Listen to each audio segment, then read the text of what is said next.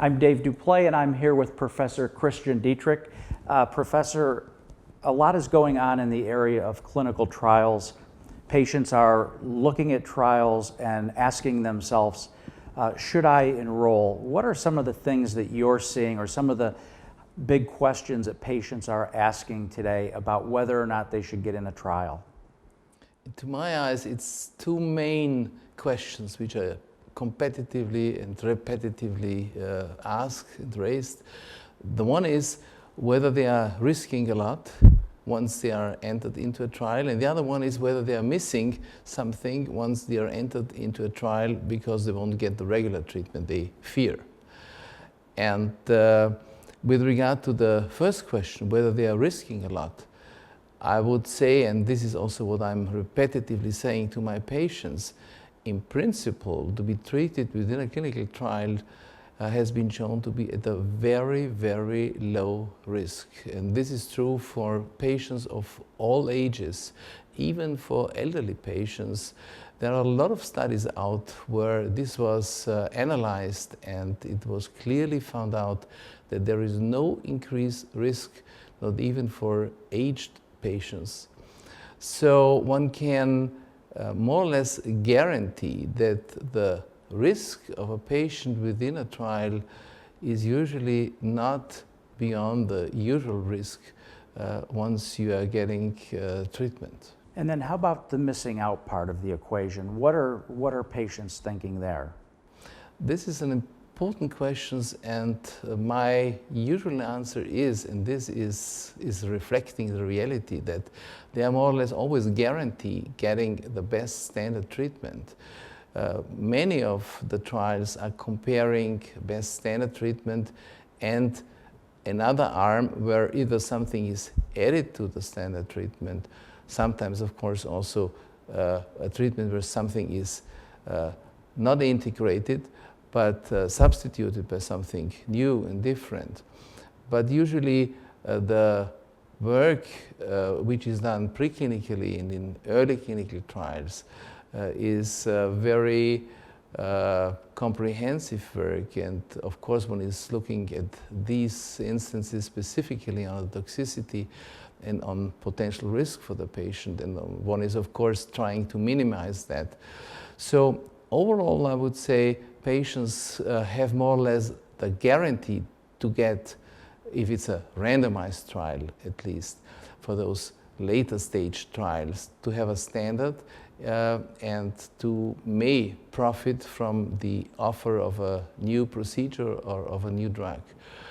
If we go to the earlier steps of development, let's say to situations of early clinical trial participation, or even in trials where one is entered into a first-in-human clinical trial, this is a completely different situation. In this situation, usually these are patients for which there isn't any established therapy anyhow. So for them, it might be a great opportunity to get something which on the long run turns out to become even a standard treatment. And if this is not the case, at least they are not missing anything anyhow, because there isn't any standard procedure for them anymore. So Professor, I understand there's a new directive in the EU specifically around clinical trials. Can you share with us what that directive is and what it means for patients?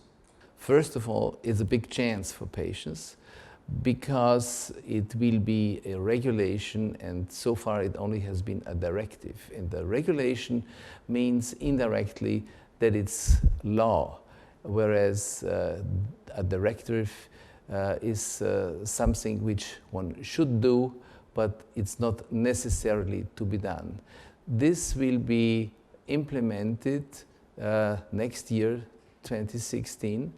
It's already law by now, but it's in none of the countries already established, and this will depend on a so-called central portal, which is the way how studies are entered into the EMA portal, which is a central way for registration of all ongoing studies within the EU.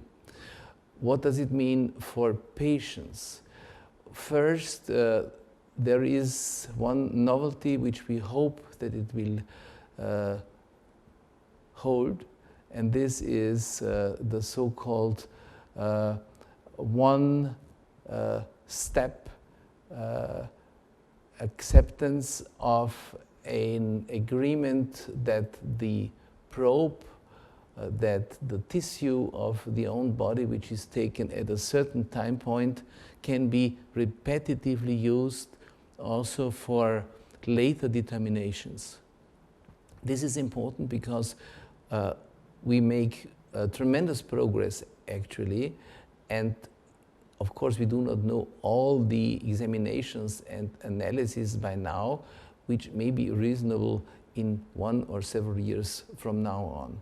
But if this patient has signed a so-called one-time consent once, his or her tissue may be repetitively used to be tested also for novel agents which certainly will come. There are other opportunities which are combined with this new clinical trials regulation. It should be a harmonized procedure to start and to enter clinical trials, and it will give all the European countries the same chance to enter patients. It will be a much more transparent way of doing so, and it is guaranteed that once a study has been finished, the data have to be presented also to the public, not only to those persons who are involved from the side of academia, from the side of companies, but even to the public. So this, into my eyes, is a tremendous progress which we are undertaking actually with this new clinical trial regulation. Well, Professor, I'd like to thank you for all your work, and I'd like to thank you for stopping by. My pleasure.